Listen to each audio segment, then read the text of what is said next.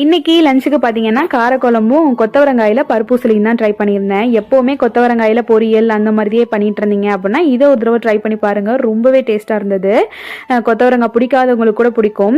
இன்றைக்கி வந்து கடலைப்பருப்பு மட்டும்தான் நான் எடுத்திருக்கேன். துவரம்பருப்பு உங்களுக்கு வேணும்னா சேர்த்துக்கிறதுனாலும் சேர்த்துக்கலாம். கடலைப்பருப்பில் வந்து வரமிளகா அண்ட் பெருங்காயத்தூள் சேர்த்துட்டு நல்லா குறப்பாக அரைச்சிக்கோங்க. அரைச்சிட்டு இந்த மாதிரி இட்லி தட்டில் தட்டி வேக வச்சுக்கலாம். அதுக்கப்புறம் கொத்தவரங்காயை வந்துட்டு தனியாக நீங்கள் வந்து அவிச்சிட்டு எடுத்துக்கலாம்.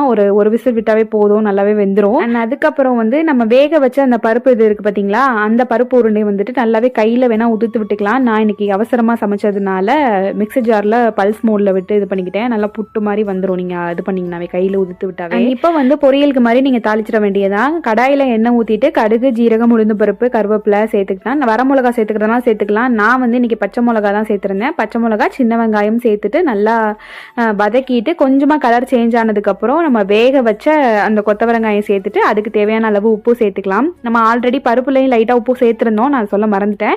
அதையும் சேர்த்துட்டு மொத்தமாக கிளறிட்டிங்கன்னா புட்டு அளவுக்கு அழகாக உதிரியாக வந்துடும். பருப்போட கலர்லாம் சேஞ்ச் ஆக வேணாம், நீங்கள் நல்லாவே அதை கிளறி விட்டிங்கன்னாவே போதும். ரொம்பவே டேஸ்டியான பருப்பு உசிலி வந்து குயிக்காகவே ரெடி ஆயிரும். வீடியோ பிடிச்சிருந்தா மறக்காமல் சப்ஸ்கிரைப் பண்ணுங்கள். பாய்.